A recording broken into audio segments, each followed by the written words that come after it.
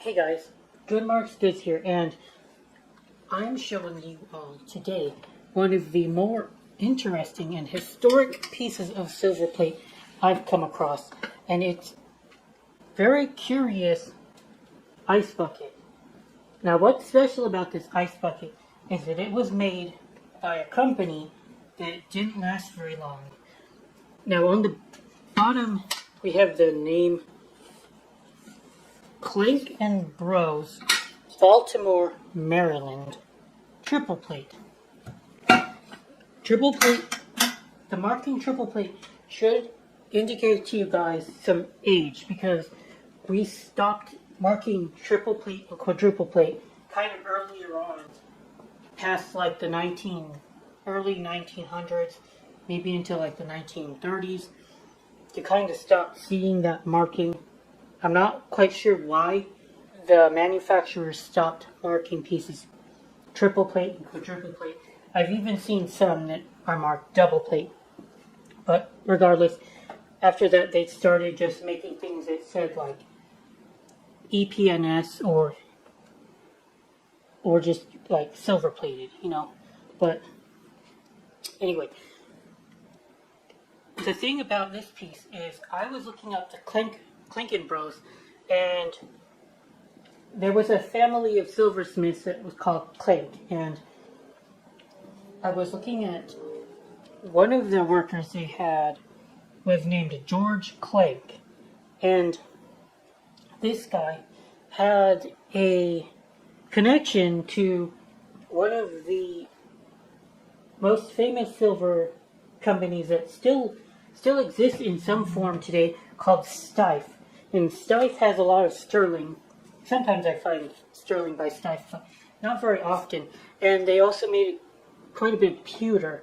But anyway, this Klank company went out of business in the early 1900s, and they were bought out by Stieff, and he was able to work for Stieff and kind of like push them and make them into the big company that they became.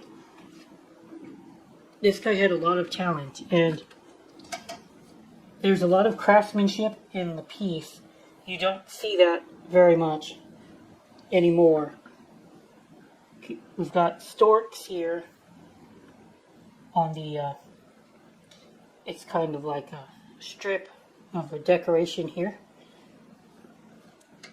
I'm not quite sure what the method they would have used to create this piece, but it is very gorgeous. And you've got, that is one wicked lion as the handle here. You see this lion handle in British stuff a lot. I think that's a common theme for their ice buckets. I've seen British ice buckets that use that. There's a little bit of floral chasing here. I do believe that this would have been done by hand if I had to guess. Not a whole lot, but there is enough that gives it a lot of character. And what is interesting about this is that they also used on the inside, it's hard to tell, but you'll see those holes here. Yeah, so they used holes in order to have a drainage for the ice to go when it's melting. And you don't quite see that all the time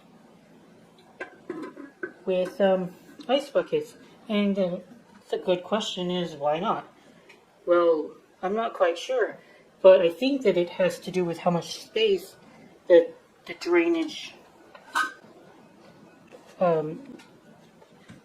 takes up. Look at that, guys.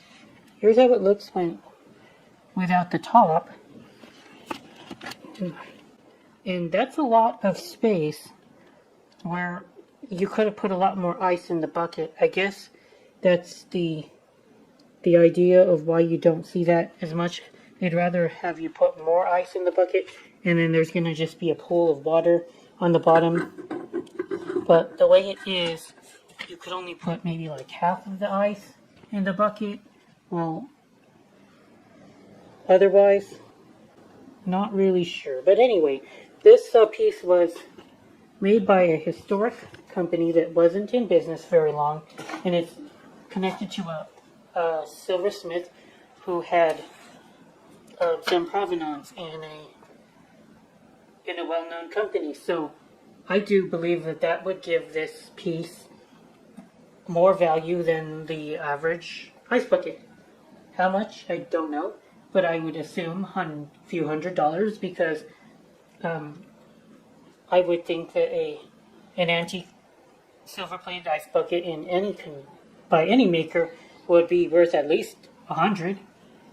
Given the provenance of the maker, I would estimate it to be around $300.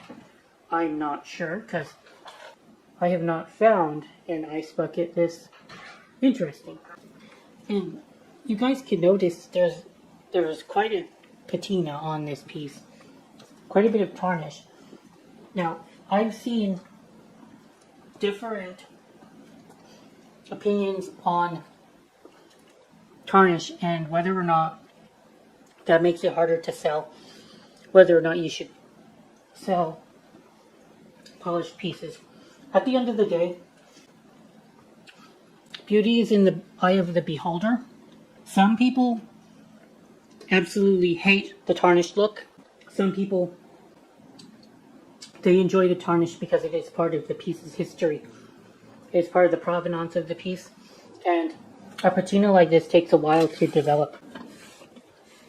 So I tend to take a different approach where if something is antique like this, and this is made in probably in the early 1900s, late 1800s, I'm going to leave the patina alone. Because collectors who are after this kind of stuff, they will get pissed off if you polish a piece and lose that patina. On the other hand, if I have a more modern piece that has a mainstream pattern with mainstream appeal, say something like a daffodil piece or an Eternal Yours piece or like something by Oneida, and there's a bunch of tarnish and then there's pitting starting to happen, I will go ahead and polish the piece because I think that will give that piece more appeal to the mainstream buyer, which is more likely to buy my piece because they want to have a nice teapot. But this buyer, who I'm targeting for this, for $300 to $400, they're going to be a hardcore collector. They want the history behind the piece, and they want that patina to be there. So if I polished this up, I could alienate people who want that patina, and once it's theirs, if that buyer still does want to polish it up, it's up to them to do that. It's no longer my piece. They can do whatever they want. All I ask of them is that they take care of it and try to preserve the history, because that's also important to me. But yeah, I will go ahead and leave it as is to my buyer. And yeah, that's about it to say about this piece. It is very gorgeous, very unique for an ice bucket, and I hope you all enjoyed this piece as much as I did. And oh yeah, I'm into it about $80, so I did have to pay for this one, and I will be sitting on it for a while, I would imagine, or maybe somebody likes it and it won't sit around too long. We shall see. I'm very glad that the Goodwill was able to get it to me in good condition as well. It's in fine condition for its age, and whoever owned it took great care of it. Alright, that's it for today's video, guys. Thank you for watching. Good Marks goes out.